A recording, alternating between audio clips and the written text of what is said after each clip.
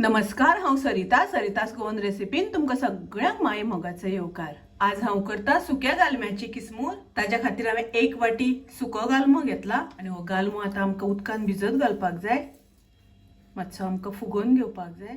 आतां हो हांव 10 मिनटां उदकान भिजत दवरतलें। 10 मिनटां जाल्या नंतर गालमो आमकां बरो 2-3 वेळा उदकान धुवन घेवपाक जाय, कारण ताका रेंव लागलेली आसता, तर रेंव आमकां ती मातशी काडून घेवपाक जाय। गालम्याची किसमूर करपाक 2 कांदे हांवें बारीक चिरून घेतल्या, 1 हरवी मिरसांग बारीक चिरून घेतल्या, 1 वाटी सोय आणि कोथमिरे पालो घेतला। आता आमी सुरवात करूया सुक्या गालम्याची किसमूर। पयली आमी कायल तापोवन घेवया आनी तातूंत 2 चमचे तेल घालुया। तेल तापले तशें तातूंत हांव कांदो आनी मिरसांग घालता। कांदो आनी मिरसांग मातशें तळसून तातूंत हांव घालता चवी पुरतें मीठ।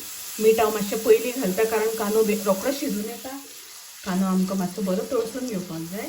तातूंत हांव घालता 1 चमचो आले लसणीची पेस्ट आनी आतां हांव तातूंत घालता गालमो घालून मिक्स करून घेवया। पयलीं आमी गालमो मातसो शिजोवन घेवया। ताजेर हांव झाकण घालून गालमो मातसो पयलीं शिजोवन घेता। आतां पळयात गालमो आमचो शिजून जाला। तातूंत हांव 3 सोलां घालता।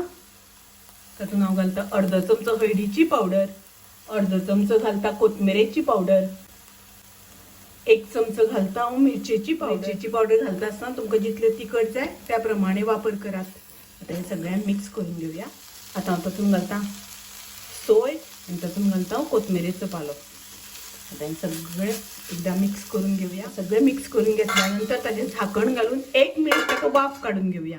आतां पळयात किसमूर आमची बरी शिजून तयार आसा। अशी ही गालम्याची किसमूर खूप रुचीक, टेस्टी, तशेंच रोखडी जावपाची।